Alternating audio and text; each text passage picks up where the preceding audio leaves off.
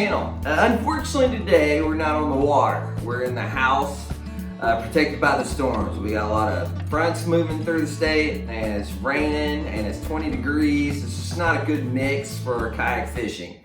So I thought I'd use this opportunity to kind of walk you through my winter slash summer slash all season camping gear. These are the things I've tested and went through the years about I need that, I don't need that, and I kind of dwindle it down to something that I can pack into two dry bags. So yeah, I think it's important when you're kayak camping or just kayaking in general to be a minimalist and don't take all this excessive gear that's going to weigh you down, because you have a weight capacity on that kayak. It's going to weigh you down, get in your way, and make that kayak perform worse than it should be. All right, so let's dive in. So this is currently my kayak winter camping gear. Between now and spring and summer, the only thing that really changes is the specific degree sleeping bag I take, and my clothing, of course. And between a long haul or a short haul, I might take extra food or less food, just depending on how many miles I'm covering, how many days I'm camping. But other than that, this is everything I take. Now, this looks overwhelming, I know. This is quite a bit of stuff. And believe it or not, all this stuff packs into two dry bags, a 55 liter and a 20 liter. So anyways, I'm gonna walk you through the things I take. So we'll start with the just the camping side of things, the sleeping stuff, the sleeping bag, all that stuff. We'll go there first, then we'll move across the table. So right here, this is one of the best things I purchased. This is a Thermarest pillow. Very, very comfortable. This is a medium pillow. So if you look at my battery box, it's not that big. And it actually rolls up really tightly and tucks into itself. So it doesn't take up a lot of space at all. Here is my tent. This is a backcountry tent. A lot of my stuff is backcountry related because it packs so small, perfect for kayaking. You don't take up a lot of space that way. So that's my little secret. So this is a Kelty Salata 2. It's a two-person tent. But, you know, most of the time I'm solo, and I like a two-person tent. When I'm solo, I can put a lot of my gear inside of my tent. That way, like my GoPro, batteries, all that stuff can fit in my tent. I can charge it, kind of have like a work side of the tent and a sleep side of the tent. Especially if the weather's not cooperating, it's raining, stuff like that. I don't want to be out in the elements or my gear. I can nicely tuck it into a two-person tent along with me. So during the winter times, I usually prefer a 20-degree bag. Like I said, it don't get too cold here. And usually 20 degree will cover a lot of my spring, fall, and winter trips. Now, I thought about going to a 0, but the problem with the 0, it's going to be a lot bigger and thicker than that. So a 20-degree bag is still small enough that I can pack nicely into my dry bag, but also keep me warm enough for most of our nights here in Arkansas. So right next to my sleeping bag, I have the sleeping pad. Now, I'm at that age where I do like some comfort, and this is a small sleeping pad, just to give you a visual of how big this thing is. Here's just a 24-ounce water bottle.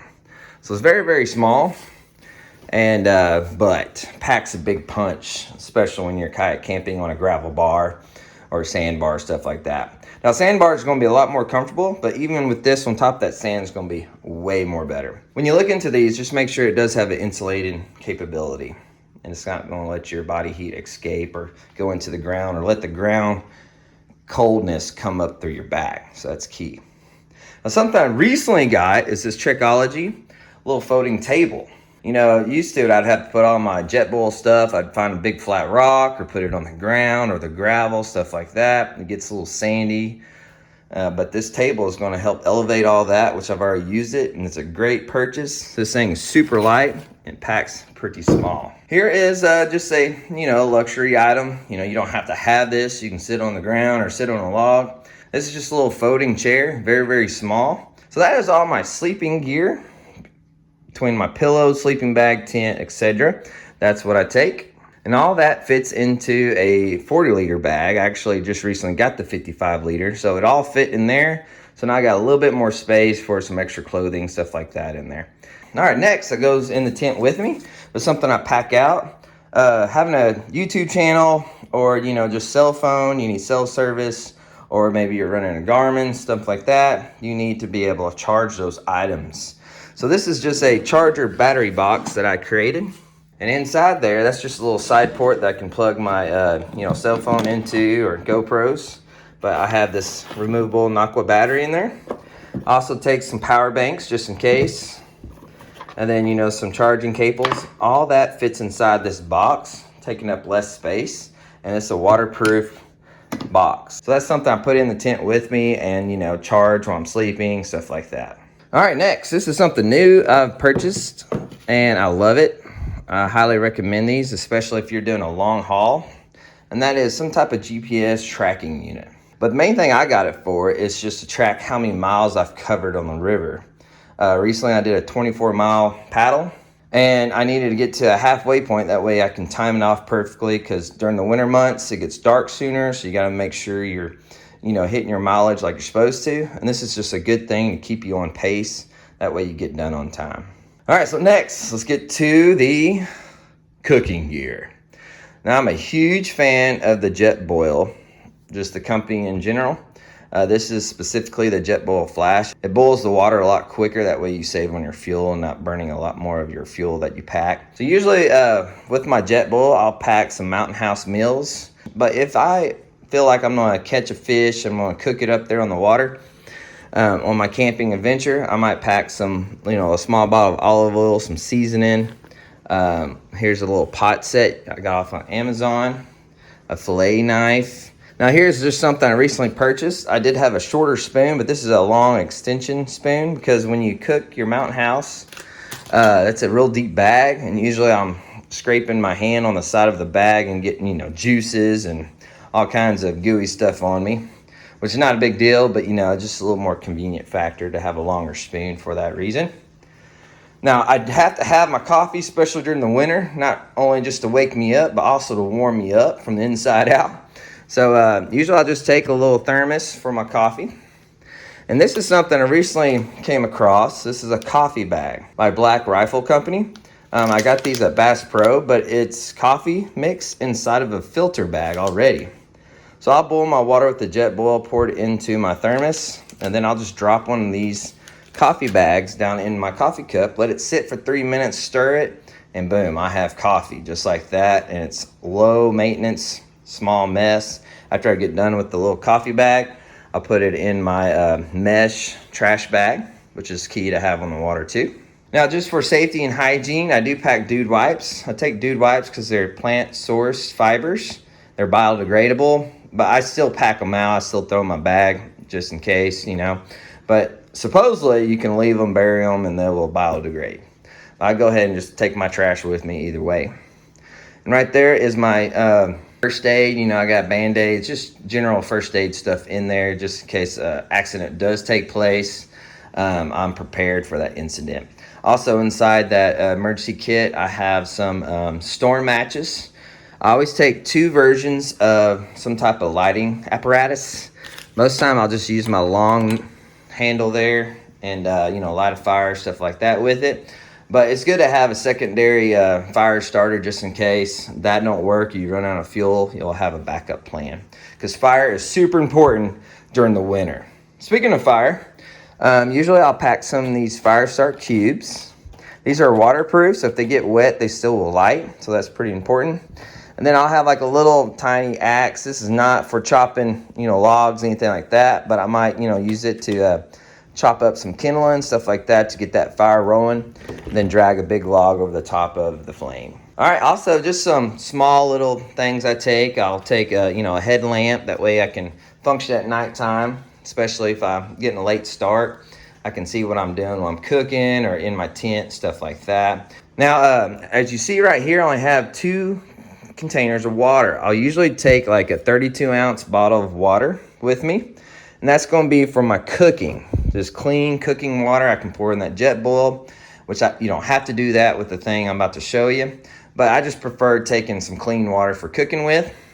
And usually those Mountain House meals, depending on how long I camp for, they only take 1.5 to 2 cups most of the time of water. So that 33-ounce bottle of water is going to last me a little bit, give me several meals out of it. Plus, I don't have to take a whole pack of water, a whole gallon of water, adding more weight. Now, something recently I've gotten into, I got this at H24 Outdoors. He highly recommended it. In there, you can see the filter. This is a Grail GeoPress. So it really cuts down on all the water bottles I have to take or all the plastics I'm burning through. I can simply stick this in the stream that I'm floating on that day, press out all the microbacterial, all that stuff out of there, and drink it right there on the spot. So during the winter, that water I'm filtering through that GeoPress, it's gonna be super cold. So it's cold, refreshing. Now just for cleanup, or maybe I need to dry off, something like that, I do have this little microfiber towel kit. It has a washcloths in there, but also it has a big towel in there that I can dry off with if I do submerge myself. Now we have my winter gear, things that's going to keep me warm and dry. Now, just a little side note here. I don't recommend this. This is personally what I do. I've had several of y'all ask me in the comments, what do you take? What kind of gear do you wear during the winter to be safe, but also efficient? Well, this is what I do. It's not the right thing, but this is what I do just to walk you through it. The best thing to do is either get a wetsuit or a dry suit. And I'm looking at both of those options right now. I have several different items in my cart online right now. And I'm just kind of researching, figuring out what's the best route to go. I'll probably have a dry suit or a wetsuit by next winter season. Right here, this is a Columbia snowboard pants. So inside here, there's a polyester liner that keeps you warm, and it's waterproof exterior to keep the water from getting you wet and cold. Now this is just like a top that goes with that, similar thing. It's ski clothes basically. Now this right here, this is one of my newest purchases. This is actually a Guggen Squad sweatshirt. Now I don't get a kickback from them whatsoever, but I do like this sweatshirt. It's really, really warm. And it's splash proof. The water will actually beat up and kind of roll down of it. So then, I'll have some type of wool or polyester undergarments. That way, if I do get wet, the wool is going to keep you warm. It's not going to dry as fast like a polyester or synthetic type of thing, but it's going to keep me warm. That's key. So I highly recommend wool undergarments, whether it be long john, socks, stuff like that. And then over my pants and my socks, I'll wear these NRS titanium Boundary shoes. Really, really great for kayaking, especially during those cold months. And it's got like a 3M liner in there, keeps my feet nice and warm. But I highly recommend get a size bigger. That way, once you put your socks and all that on there, tuck in your pants inside that boot, it's going to give you that space for it. Now, something new, I just recently caught some fish during the winter which I was super excited about, is your hands. You got to take care of your hands and feet. If they get cold or wet, you're going to be miserable and you won't ever get them warm again. It seems like the whole trip. They just seem cold the whole time. So this is one of new companies I've partnered with. These are great, great gloves. These are windproof, splash proof. They're fingerless, so perfect for kayak fishing. You can see your thumb can poke through there and your fingers can poke through there as well. It's got this awesome grip where you can grip that paddle or your fishing pole. You don't feel like you're about to cast your pole out of your hand. I can actually grip my stuff with this grip right here, really, really good. Inside of it's got a 3M wool insulated layer. Very, very warm, kept me warm and dry when I was fishing just recently in some cold temperatures. Woo! Below 20 degrees, wind was high, and those gloves kept my hands warm the whole entire time. So great purchase. I actually have a 15% off discount link in the description below. Great investment to keep you comfortable and warm on the water.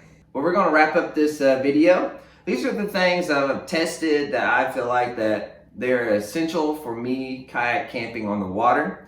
I've done it for a long time now, and I feel like that these are the things I actually use versus packing all this extra gear that I'm not going to use on the water at all. So I hope you enjoyed this video. Hopefully it shed some light on your camping experience. Maybe it brings up some ideas that you might need to take. Or maybe some of these items are like, man, I really need that. And I'm going to have all those links in the description below to help you out to find these items easier. And I might have some discount codes for you as well. So anyways, I hope this video helped you out. If you did, smash that like button for me. Thanks for watching. I hope to see you on the next event.